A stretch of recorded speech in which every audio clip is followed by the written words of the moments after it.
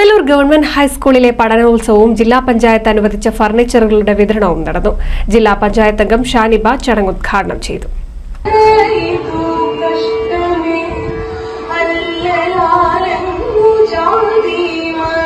കൂടല്ലൂർ ഹൈസ്കൂളിൽ വെച്ച് നടന്ന ചടങ്ങിൽ ഫർണിച്ചറുകളുടെ വിതരണവും പഠനോത്സവവും ജില്ലാ പഞ്ചായത്ത് അംഗം ഷാനിബ ഉദ്ഘാടനം ചെയ്തു.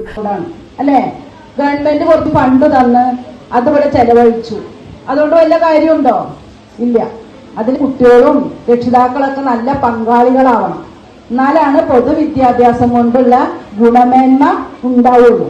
അപ്പൊ കുട്ടികളുടെ മികവ് മറ്റുള്ളവരിലേക്ക് കാണിക്കാൻ വേണ്ടിയിട്ടാണ് ഗവൺമെന്റ് ഇത്തരം പദ്ധതികൾ നടപ്പിലാക്കുന്നത്. പൊതുവിദ്യാലയങ്ങളിൽ പഠിക്കുന്ന കുട്ടികൾക്ക് ഇത്തരം പലതരത്തിലുള്ള മികവുകൾ ഉണ്ട് എന്ന് അറിയാൻ വേണ്ടിയിട്ട് അല്ലെ.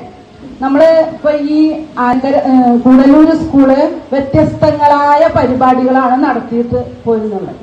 തുണിസഞ്ചികളുടെ വിതരണം, കയ്യെഴുത്ത് മാഗസിൻ പ്രകാശനം, സർക്കിറ്റ് യാത്രാ കൂട്ടായ്മ ലോഗോ പ്രകാശനം, ഹരിതസേന ഹൈസ്കൂൾ വിഭാഗം യൂണിഫോം വിതരണം, ലിറ്റിൽ കിഡ്സ് 10th സർട്ടിഫിക്കറ്റ് വിതരണം എന്നിവ തൃത്താല ബ്ലോക്ക് പഞ്ചായത്ത് അംഗം MT ഗീത, ആനക്കര ഗ്രാമപഞ്ചായത്ത് അംഗം T Swalih, PTA president CK Akbar എന്നിവർ ചേർന്ന് നിർവഹിച്ചു. കുട്ടികളുടെ വിവിധ കലാപരിപാടികളും അരങ്ങേറി.